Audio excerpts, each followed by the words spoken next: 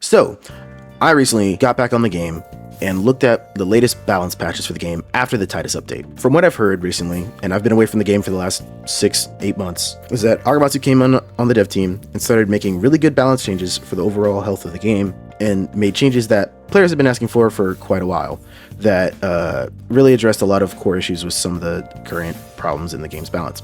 However, it's now starting to take a step too far, and far in a wrong direction that, if is not caught now, might do irreversible damage to the game, that when they do try and eventually solve the problem after realizing it, it might be too little too late.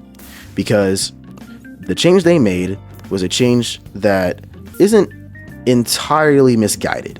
However, because they aren't looking at the picture holistically, at least in my opinion, it is causing them to tunnel vision in a direction that's just not where the game needs to go.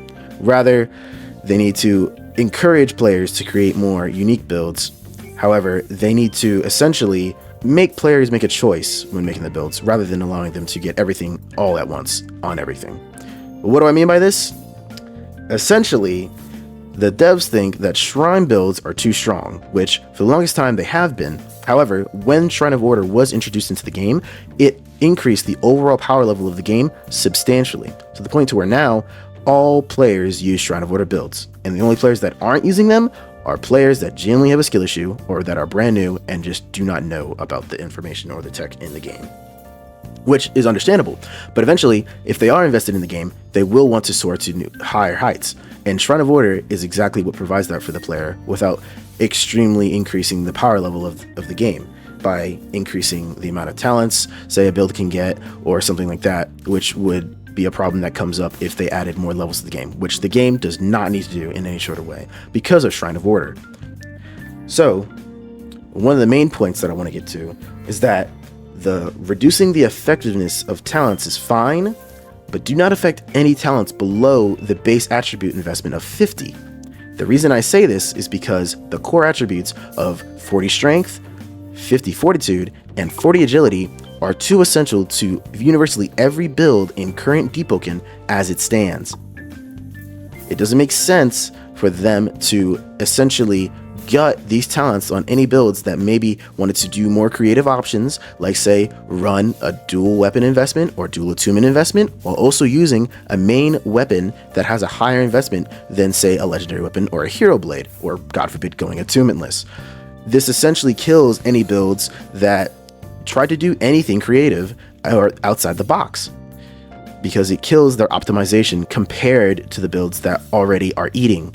What I mean by the builds that are already eating, basically, for as long as the game's been out, it's been plagued by the fact that saving points out of either the weapon stat or the attunement stat are always going to make better builds. That's why they had to remove Return to the Dark Ages this patch, because the first thing that they recognized the minute they nerfed a majority of those low investment stats in last week's previous patch, it literally caused all the players to just flock back to running low investment attunement or weapon stat builds, like attunementless, like hero blades, and all that other crap, because of that change.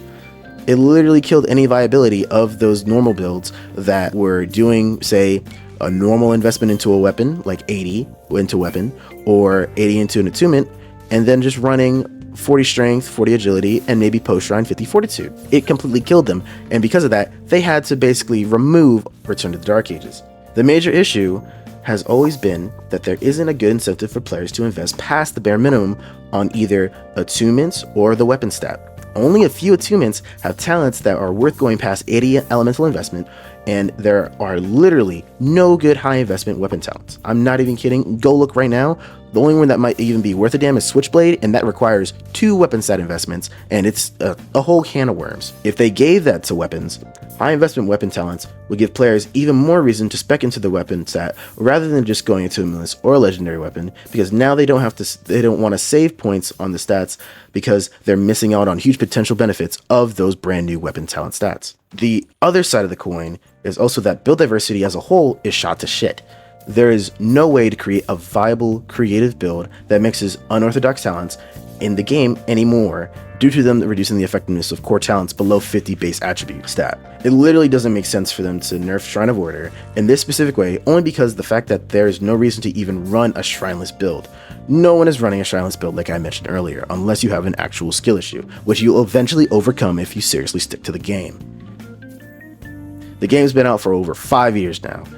Unless they add a new crazy oath or ability that incentivizes players to not touch Shrine of Water, there's no other reason to hurt the viability of creative builds that use Shrine of Water in a unique and powerful way. In PvP, there's no other option but to run optimized builds that save a lot of points so you can get reinforced armor and get hefty HP bonus off the Fortitude stat. Hot take here, they just need to remove the 0.5 HP bonus off the Fortitude stat altogether.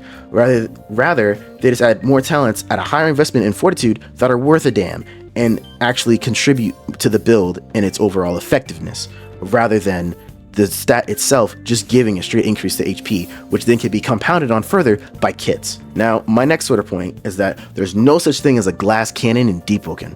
What do I mean by this? Quite literally, there's no such thing as a glass cannon in Deepwoken. There's zoners and there's mages and there's rushdown builds, both of which are enabled to not only be highly damaging, but also tanky as all get out. Some builds have insane unavoidable mix. Some stuff in the game synergizes so well that for the longest time, the way the devs basically nerfed most of the stuff in the game was going individually, mantra by mantra, talent by talent, and knocking them down a peg and dragging them back down to earth just a little more, so that way they weren't as strong in that current state of the meta. However, because players can get everything and still be tanky, this causes builds to be stupid strong and stupid tanky.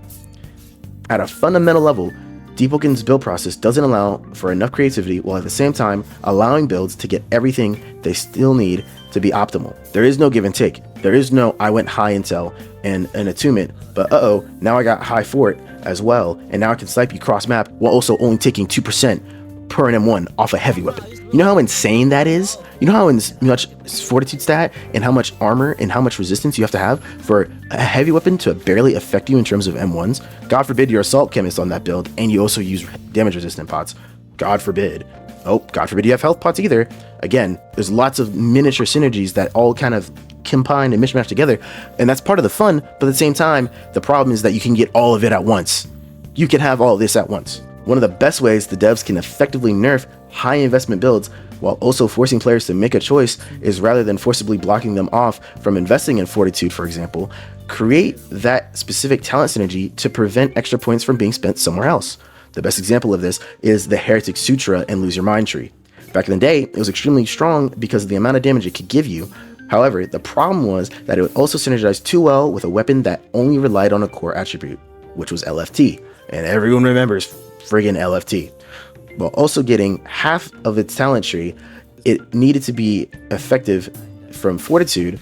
This also caused the LFT to be stupid strong and stupid tanky all at the same time, while being able to get every talent under the sun, as well as other stats like high strength and high charisma. It's literally everything all on one build. Why was this even allowed to begin with? Now, the example of how not to balance this problem is with talents like Audacity, where it's not even that good of a talent, mainly because Reaper exists, but also because there's no genuine benefit and it doesn't cross-pollinate with other stats enough for it to justify a player to fully invest in that specific talent or its talent tree. Another way not to balance this problem is the way they nerfed the LFT. When they nerfed the LFT, they gutted it super hard.